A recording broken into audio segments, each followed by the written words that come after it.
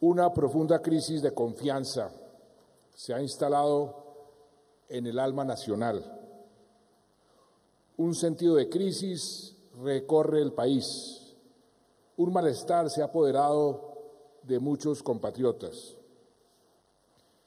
Es algo que todos sentimos y percibimos, cada uno en el ámbito en que se desempeña, en la mesa del hogar, en la conversación casual con los compañeros de trabajo, en las frases furtivas que intercambiamos casualmente en el transporte público o en la calle, en los estados de ánimo que observamos o expresamos en las redes sociales. Es de la mayor importancia que todos intentemos entender qué es lo que nos pasa. Tal como ocurre con las crisis familiares o personales, existe la tentación de arreglar los problemas haciendo cosas, actuando, interviniendo. Inevitablemente siempre será necesario hacer cosas, pero si se hacen antes de pensar con cuidado y calma, se pueden cometer errores y empeorar la situación. En las familias, en los grupos de amigos, en los vecindarios y en la intimidad individual, suele verse que lo primero que se nos ocurre para arreglar los problemas no siempre es lo más acertado. Lo más importante que hace un presidente es presidir un debate público para que sea respetuoso, democrático, inclusivo y sobre todo fructífero.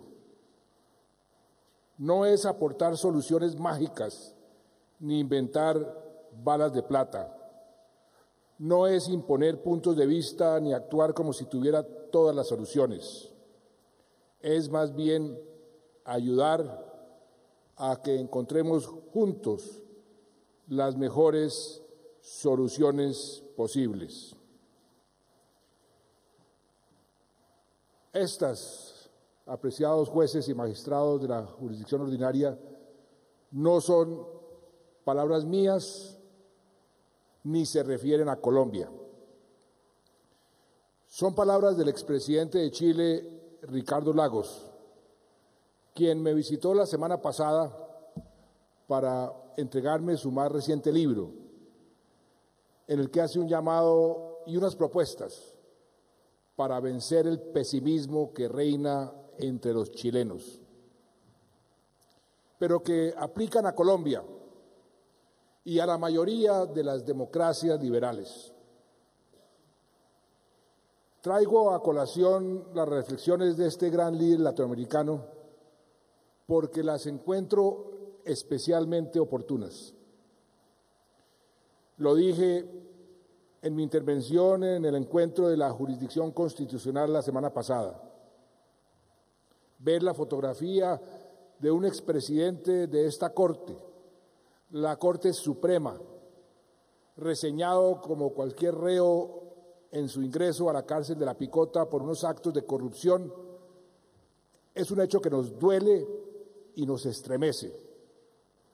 Es un hecho que nos llena de rabia y de tristeza y que nos obliga a reflexionar con cabeza fría, pero al mismo tiempo actuar con toda la contundencia. No voy a referirme a la reforma a la justicia que ya se está discutiendo y cuyo primer brochazo se le presentó al país la semana pasada por parte de la llamada Cumbre de Poderes. Diría, eso sí, que se trata de propuestas razonables, necesarias, que nos permitirán seguir avanzando en la dirección correcta. Propuestas alrededor de las cuales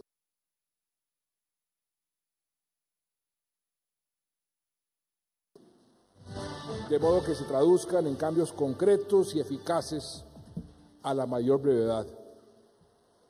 Una vez se obtenga el respaldo, que no solo debe venir de los jueces o los políticos, sino de la academia y de los demás actores interesados en ese anhelo nacional de mejorar nuestra justicia, se decidirá el camino más apropiado para hacerla realidad.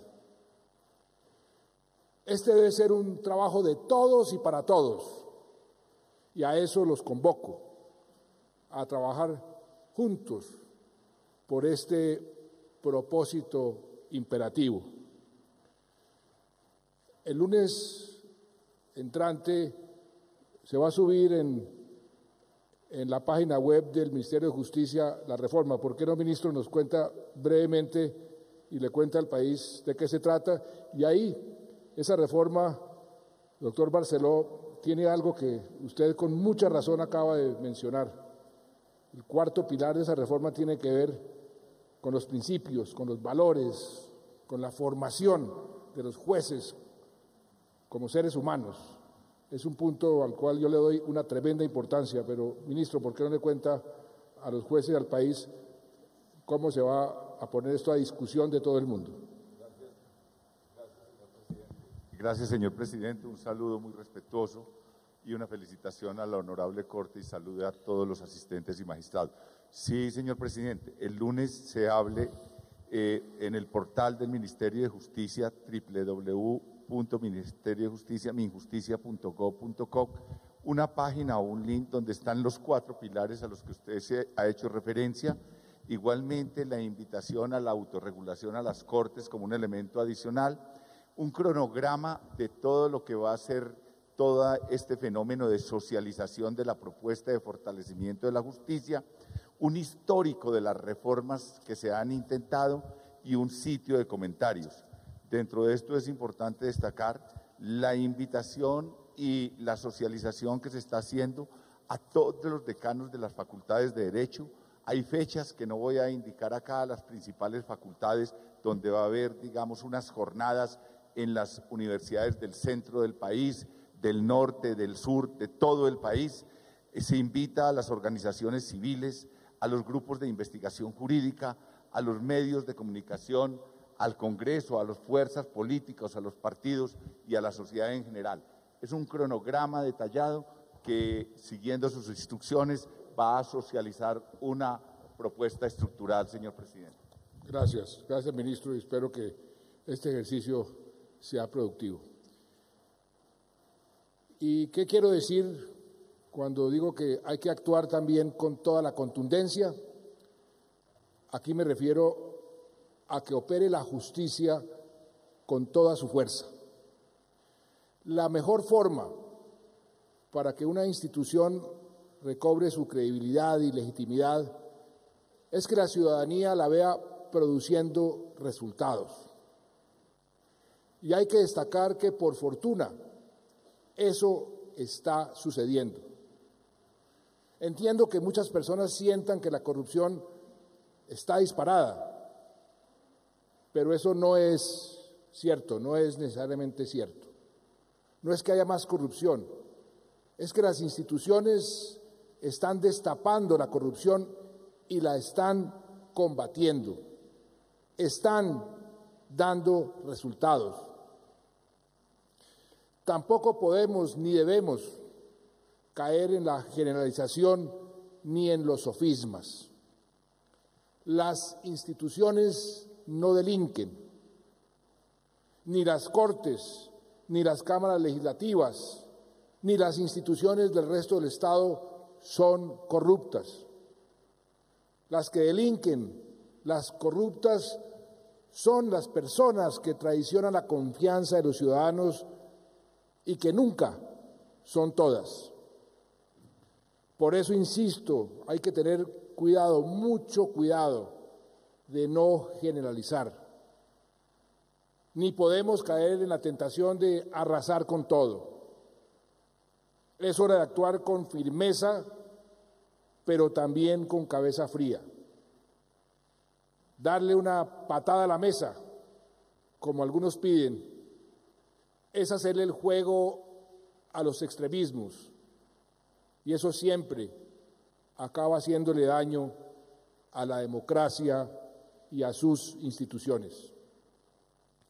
Como hacen los capitanes cuando enfrentan tormentas o huracanes, hay que mantener el rumbo, hacer los cambios que haya que hacer, castigar al que haya que castigar, pero sin perder el norte.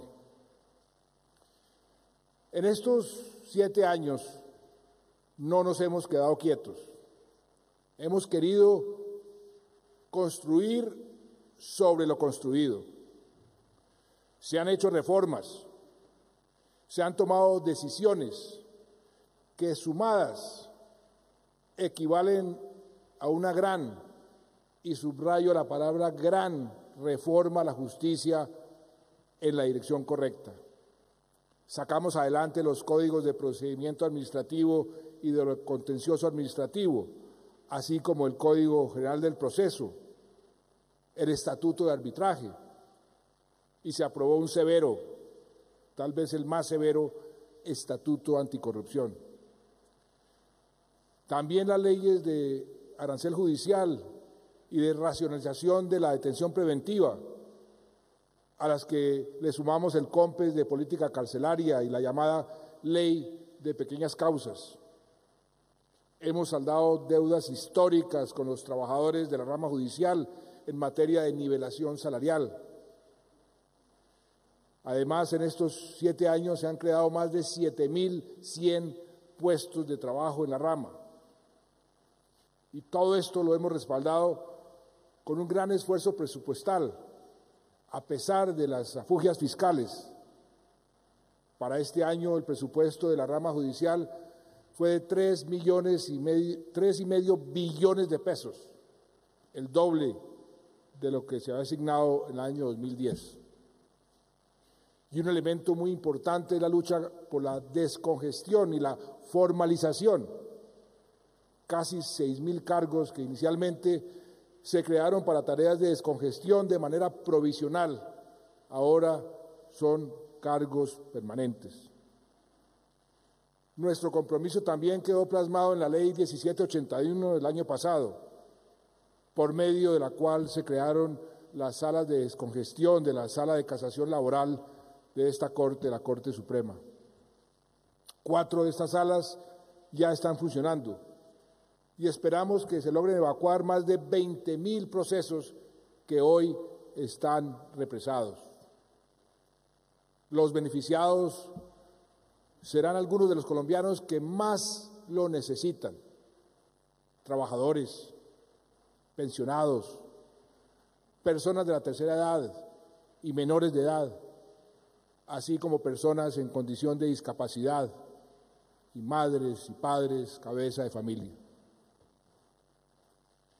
Ustedes saben mejor que yo que una justicia lenta y demorada afecta la confianza de los ciudadanos en sus instituciones. Por eso tenemos que seguir trabajando para avanzar más en descongestión, en formalización, en eficiencia, en transparencia.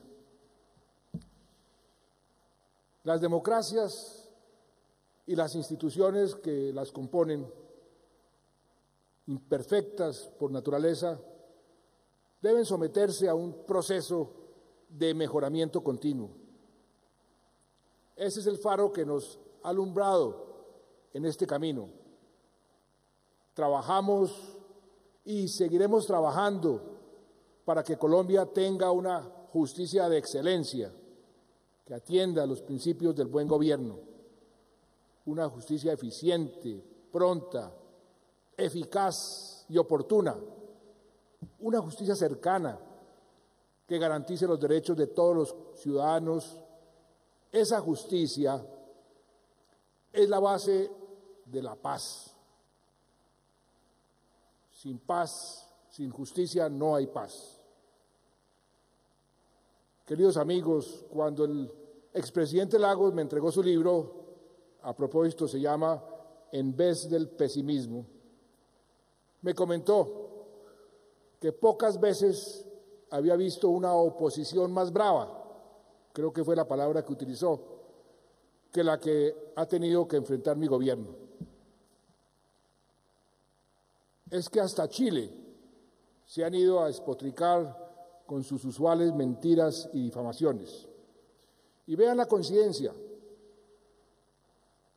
Ese mismo día, el viernes anterior, para ser exactos, hace una semana, el nuevo director del liberalismo, en lo que fue interpretado como un calentamiento de su jefatura de debate para las próximas elecciones, se estrenó disparando en todas las direcciones. No dejó títere con cabeza.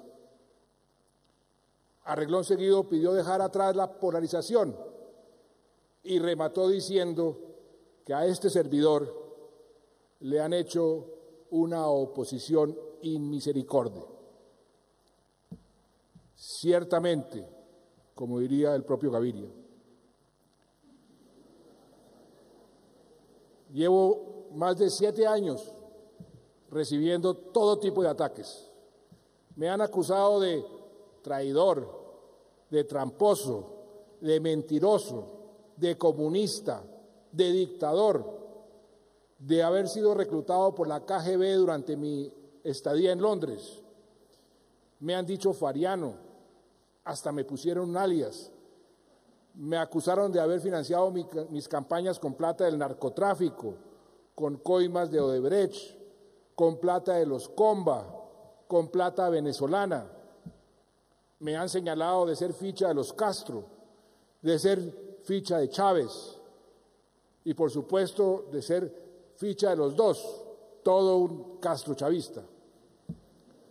Que pacté con las FARC el aumento de los cultivos ilícitos, que he querido acabar con el ejército, con la policía, con la propiedad privada, con la libertad de expresión y otras tantas barrabasadas.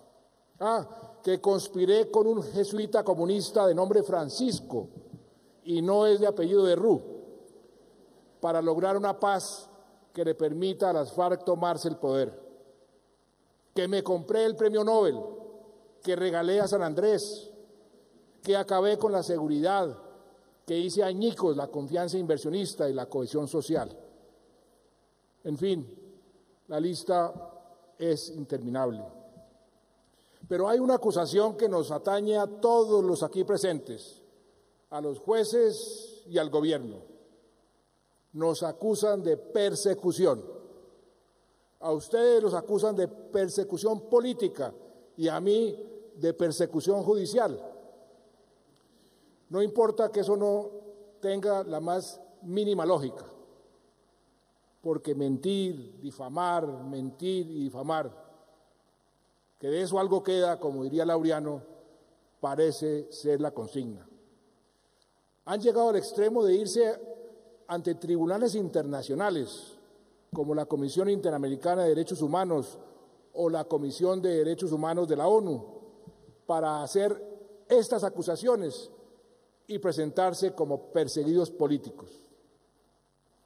Las acusaciones, por supuesto, han sido rechazadas tanto en Washington como en Ginebra por absurdas y fantasiosas. Pero no importa. Lo importante para ellos es el ruido. He dicho muchas veces que el mejor programa de gobierno para cualquier jefe de Estado es cumplir con la Constitución, trabajar todos los días y todas las noches para garantizarles los derechos a todos los ciudadanos, incluidas las minorías, y desde luego a los críticos y opositores. Siempre he creído, como diría Belisario, que es mejor una crítica desbordada que una crítica amordazada. Y esa ha sido mi norma de conducta. Nunca he perseguido a ningún crítico ni opositor, a nadie, solo a los bandidos. Decir que el gobierno persigue a la oposición a través de los jueces es un insulto no solo al gobierno, sino a la justicia misma. Y ustedes, mejor que nadie, saben que esa es una acusación absolutamente descabellada y sin sentido. Recuerdo cuando los visité, a ustedes, a los magistrados de la Corte Suprema de Justicia, en su sala, el 9 de agosto del año 2010, apenas 2 días después de posicionarme. Y les dije que quería restablecer las relaciones, que quería trabajar en forma armónica, que colaboráramos tal y como lo establece nuestra Constitución, pero que tuvieran la seguridad de que siempre sería totalmente respetuoso de su independencia y que nunca trataría de interferir en ninguna de sus decisiones. Y así lo he hecho. Y ustedes saben perfectamente que esto lo he cumplido al pie de la letra. Me duele que mucha de la crítica de la oposición haya sido tan destructiva, no por mí, sino por el país. Pero nunca por eso la voy a perseguir. El talante que he querido imprimirle a mi gobierno es el de un gobierno tolerante, incluyente, reformista, respetuoso, dialogante, justo, generoso, compasivo. Decía Molière que el hombre sabio es superior a los insultos que se pongan sobre él. Yo los invito a que todos asumamos esa actitud, seamos superiores a los insultos y avancemos. Que nuestras acciones sean superiores a cualquier invitación a responder con odio, con violencia o con venganza. Que nuestras instituciones sean superiores a unos pocos individuos que las han manchado con sus acciones. Que nuestro espíritu como nación sea superior a cualquier tormenta que nos quiera desviar del camino del progreso, del bienestar, de la reconciliación y de la paz por el que estamos caminando. Finalmente, quiero agradecerles su contribución a la paz. Esta Corte Suprema fue seleccionada como parte del Comité de Escogencia de los magistrados que deberán aplicar la justicia transicional para cerrar definitivamente el conflicto armado con las FARC que tanto dolor y sangre nos costó. Se hizo un gran trabajo. Como lo dijo el fundador de Justicia, Rodrigo Uprimi, en su última columna, refiriéndose al proceso de selección, el proceso ha sido el más transparente que yo conozca. La inscripción era abierta, con reglas y plazos claros.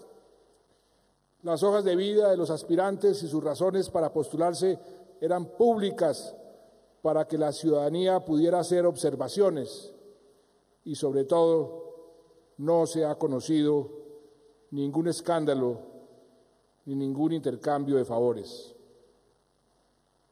El representante de ustedes, el doctor Francisco Acuña, puede sentirse muy satisfecho por el deber cumplido.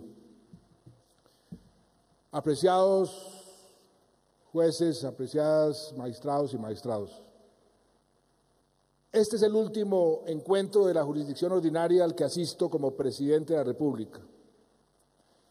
Y con la mano en el corazón les digo gracias. Gracias por avanzar en la tarea de llevar justicia a quienes más la necesitan y por su contribución a la consolidación de una mejor Colombia. Sin duda hoy tenemos un mejor país que el que teníamos hace 7 años, pero nos falta muchísimo por hacer, mucho camino por recorrer. Los invito a seguir trabajando, a no bajar la guardia en esta tarea dura, pero necesaria y gratificante. Hacer una Corte cada vez mejor, que pueda dar ejemplo y fortalecer la democracia en este momento crucial de nuestra historia. Muchas gracias.